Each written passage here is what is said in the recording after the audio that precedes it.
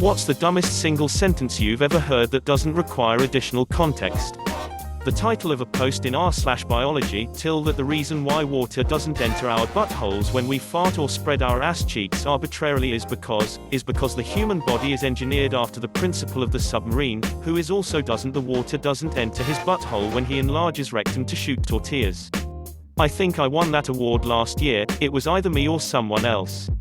No matter how many facts you have, it's just your opinion.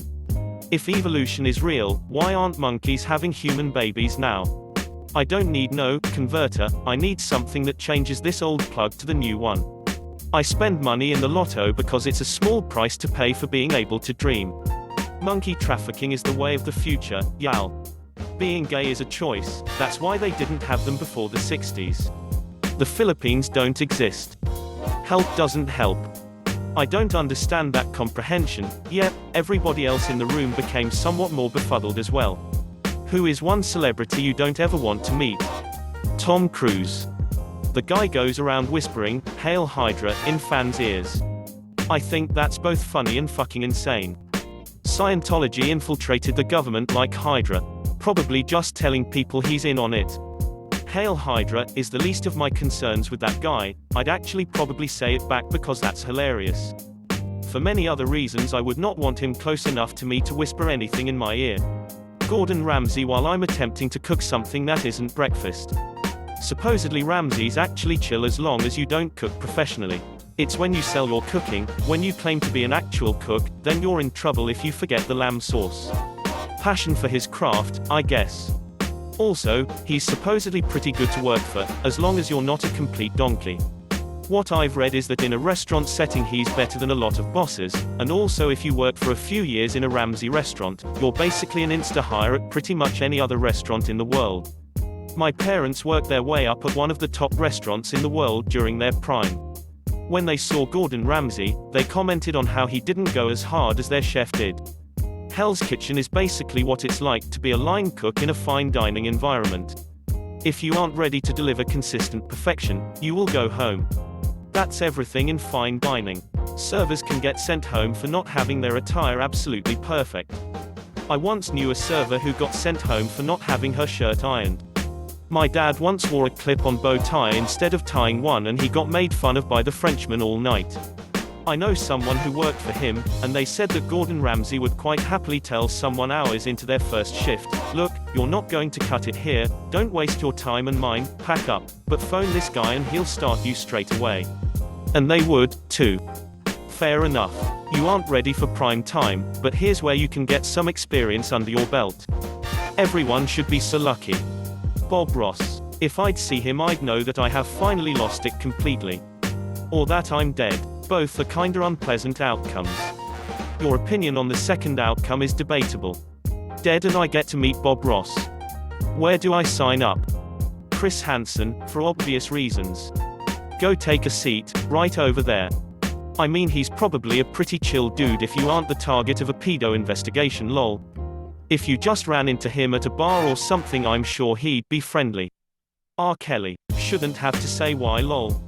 Relax. Anyone old enough to spell "shouldn't" correctly is too old for him. Amber Heard. Too scary.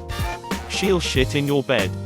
I have known nothing about their relationship its entire existence and in the last week have learned far too much. Funny thing is, in the UK to "shit the bed" means to lose your cool in spectacular fashion. She clearly took it literally. Amber Turd. Didn't she actually take a dump on Johnny Depp's bed? Yep, that's where this nickname comes from. How would you react if animals bulldozed a suburb to put in new trees? If a deer can operate a bulldozer, I say it's entitled to do so. Well now, that kinda deer is a John Deere. But four of them working together for a common goal is One Direction. If you are bringing One Direction to the threat I will bring my shotgun. I would also be impressed with the bulldozing skills of said animals, but also probably worried that they were growing intellectually to a point where they might take over. Animals will never take over. We have a few advantages animals don't have, and I don't believe animals can take over without at least matching all or most of our own abilities. Obviously our intelligence. Our brains are so amazing.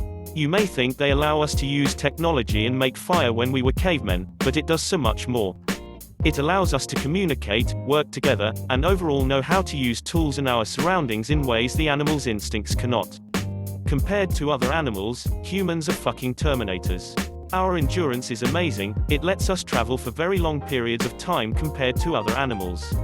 As an example, a deer can run away from us much faster than we can hope to keep up, but they can only do it for so long.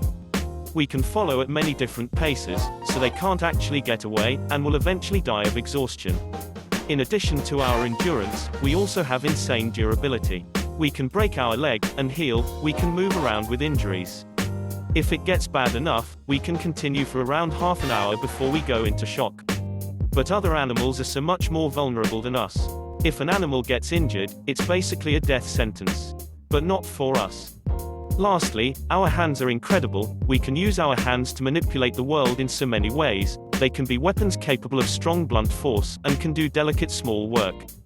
They allow us to use the tools and build things that the other animals couldn't even attempt to try. The animals would never even be able to open the door to the bulldozer. Intelligence alone will never allow them to take over. Even if the foothold we already have on the world didn't crush any hope that anyone might have. This post is animal propaganda to keep us complacent. Make wildlife great again. Without shitting on you, I just want to say that I immensely enjoyed this post about the glory of human intelligence riddled with spelling errors. And as per Murphy's Law, I put intelligent instead of intelligence. Listen man, just because humans are smart doesn't mean I am. Only if all humans were as humble and as honest. I'm not afraid to admit I'm retarded. I used to think I was retarded. Our brains are so amazing. Intelligence alone will never allow them to take over. Just spend a few more minutes on Reddit. People who have said, I object, at the appropriate time of a wedding. What is your story? Happened at my second cousin's wedding. His bride was kind of an awful woman. Just not nice and very opinionated. They were both in their early 50s, and this was the second marriage for both. So it gets to that point in the ceremony and she literally looks at crowd and just glares. I couldn't help but chuckle a bit. Right before the minister is about to move on, a bridesmaid says, I can't let this happen. She's a horrible person and you deserve so much better and you know why. She walked away real quick and there was dead silence. The bride said not to listen, that she's just jealous, but thankfully my cousin didn't go through with the wedding.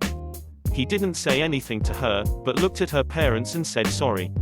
It was actually pretty heartbreaking until we found out what was going on. He found out the morning of the wedding that she was cheating. That bridesmaid had found out the day before and told him. They had planned on her interrupting the ceremony but didn't want to say what was going on, so the bride wouldn't look too bad in front of her parents. There was a huge fight between the bride and the groom's daughters after the ceremony, and her sons tried beating up my cousin.